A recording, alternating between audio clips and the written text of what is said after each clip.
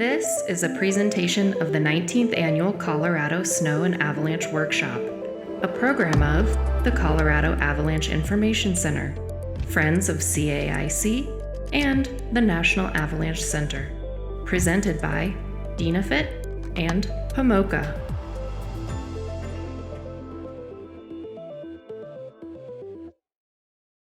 Hello everybody and welcome to my talk on risk assessment in backcountry avalanche terrain. First of all, I would like to acknowledge everybody who helped me develop the ideas that are behind this talk. And this is Chris Semmel, Alexis Malon, Jörg Schweitzer, Doug Chabot and Carl Birkeland. Trip planning and slope evaluation tools typically weigh avalanche conditions against terrain characteristics. If I would think about a master tool, like if I could design a new one, I would try to design one that evaluates the individual risk following the standard definition of risk. I would try to use local data at the slope scale, or at least leave room for local data that I can use it in these evaluation tools. I would like a strong focus on terrain characteristics, and I would like to be able to pay attention to the snowpack and the snowpack properties and how they influence the avalanche formation process. In the past years, our picture of avalanche release has become more complete. Here are the relevant processes. Damage occurs when the balance of healing and cracking tips towards the cracking. Then an initial crack can form, and if it reaches a critical size, it can start to self-propagate. If enough energy is provided, this crack propagation process can turn dynamic and spread over large distances, followed by sliding if the slope angle is above 30 degrees. The skier would kick in right here. So the skier would actually make this initial crack. We see that these processes cover a range of scales, from the microstructural scale of the snow grains all the way to the avalanche. Together with his colleagues, Joan Gon has shown that if you connect all these processes, you actually obtain a pretty realistic picture or video of the avalanche. In the next slides, I want to show you how we can use this knowledge to create the master tool for risk management. Let's look at these two guys at the bottom of this very slope and think about their risk. What is important? Aspect, danger level, slope size. Is there a weak layer? How much variability is there? All these elements are obviously affecting the risk. But if we talk about this particular slope, there are only two groups. There's the pink group and the blue group. The pink group, this is the consequences. Are there grouping spots? How many people would get involved? How much snow is going to move? How large is the slope? Are there any terrain traps, making the consequences of a release worse? And on the side of the danger, what's the stability of the slope? Is there a weak layer? What about the slab layers? Would they support propagation? Or is there enough variability to actually hinder crack propagation? To obtain an estimate of risk in the end, we have to combine those elements of danger and those elements of the consequences. And the current picture, that means our knowledge of avalanche release, can help us estimate the danger or the consequences. So the question, does it slide? Will there be an avalanche? And how bad is it going to be? Elements that are involved with the danger are failure initiation. So is there a weak layer and will I be able to affect it? Crack propagation. will the combination of slab and weak layers support the spreading of a crack? Tracks. Has the slopes been skied, or is there other signs of variability that can actually hinder crack propagation? Are there any other hazards increasing the likelihood of triggering, such as other teams climbing, natural release, the chances of falling seracs? And on the side of the consequences, the slope size is important. So if we release an avalanche, will it lead to serious burial? The release volume plays a role. How much snow is going to be moved? Is it enough snow to bury me? Are there terrain traps? Are there grouping spots or other measures that we can take to avoid multiple burials? Those 2 times 4 questions, they determine the risk at the individual slope. The information from the avalanche forecast is also important. I will show you later where we built this into our approach. You find this approach in the Winter Journal. This is a little booklet that is available in German and English, also online with a QR code. And this booklet guides you through the processes of trip planning and on-site decision making. And it helps you to make the relevant observations in the terrain and interpret the data you observe. But now, let's plan a little trip together. Tomorrow we would like to go to Pizzeria Lech. Let's use the Winter Journal to plan the trip. First, we can use the crux finder to find the hazard locations along the route. For all the crux slopes we identified, we will then evaluate the elements of danger, the blue tiles, and the elements that are important for the consequences. Those are the pink tiles. Let's start with the pink tiles. This is usually easier, and partly it can be done at home on the couch.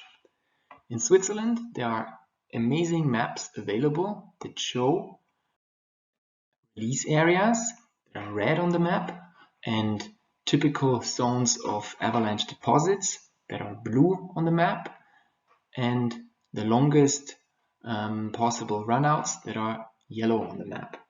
And here's a picture that I found online from the trip with an avalanche. Let's compare the picture to the map. Here is the route that we would like to take. Here is the color scheme on the picture.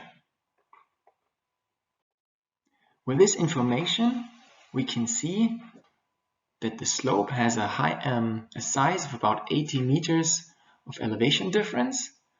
And if we climb the slope from the bottom to the top, this makes for a large slope. That means if the slope comes down, that causes serious burial.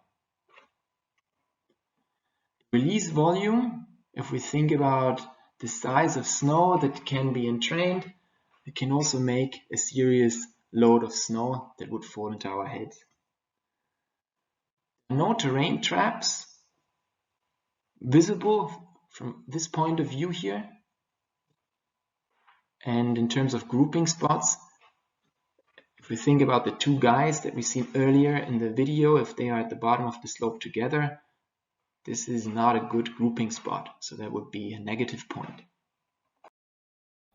At home, on the couch, it's hard to estimate the danger at the crux slope. But we can use the crux check. It uses the slope angle to estimate the likelihood of triggering and combines it with the consequences to get an idea of the risk. In the end, we will know whether the trip is crazy or might be possible. A more detailed and hopefully also more exact estimate of the danger is only possible with local observations. The winter journal also has a small snow how reminder. So how you do your snowpack observations also helps you to record your observations and interpret your results in terms of initiation and propagation. Local observations and regional information, for instance from the Avalanche report, can be summed up in the winter journal. This helps us to get an idea of what's going on in our surroundings. That means locally, around the hut, or in the catchment where we're going to move. Yesterday, for instance, we observed boom sounds when we moved around the hut. All these pieces of information provide an estimate of avalanche danger, the so-called local danger assessment. Let's look at the crux slope above the Grialich hut. Here is the local danger assessment that combines our local observations from yesterday with the regional information from the avalanche report.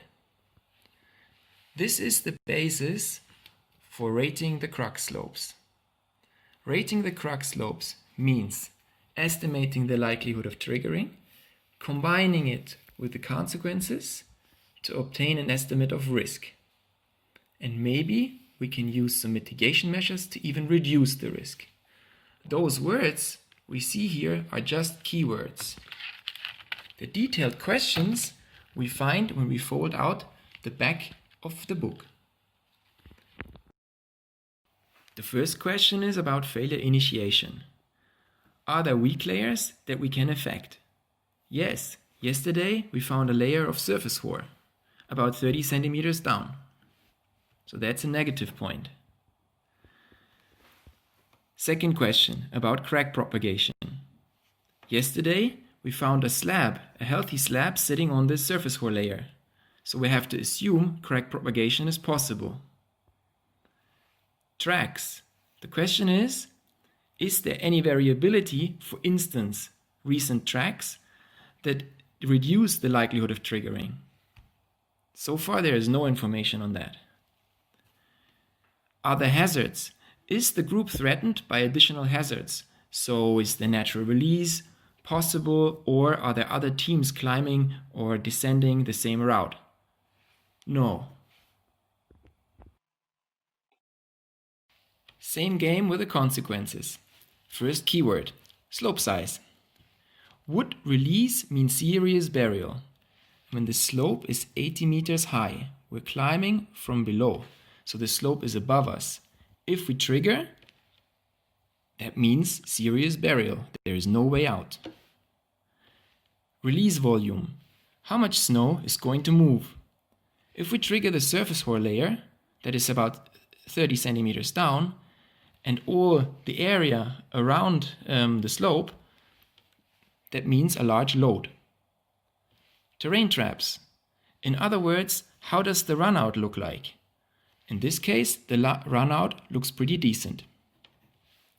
Safe spots. Can we avoid multiple burials? We can, but that means we climb one by one. Okay, let's wrap it up.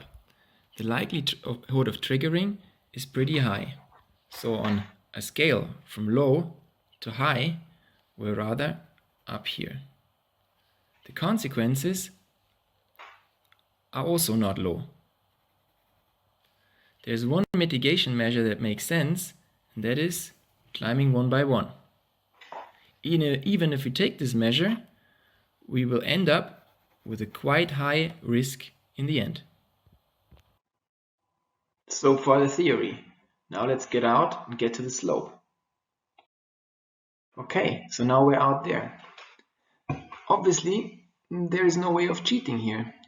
It's a homogeneous slope. There is no place where the slope is less steep. There's no terrain feature that really helps us to not affect the weak layer. We could think of a ridge that we could climb where the snow has been blown off. Nothing like this. So we cannot change our rating. The danger rating remains high. Let's think about the consequences. What could happen? The slope is large, it's above our head, it would lead to serious burial. There's a large amount of snow that would move. The runout looks pretty okay, but in terms of grouping spots, we have a hard time here. I mean, these two guys, they are pretty close. What they could do is, one of them could wait on the hill where the other one climbs. That would reduce the consequences because only one person would be buried. So let's wrap it up. What is the workflow? We want to assess the danger. We want to assess the consequences because these two elements, they determine the risk. Mitigation means getting rid of some of the minus on the left.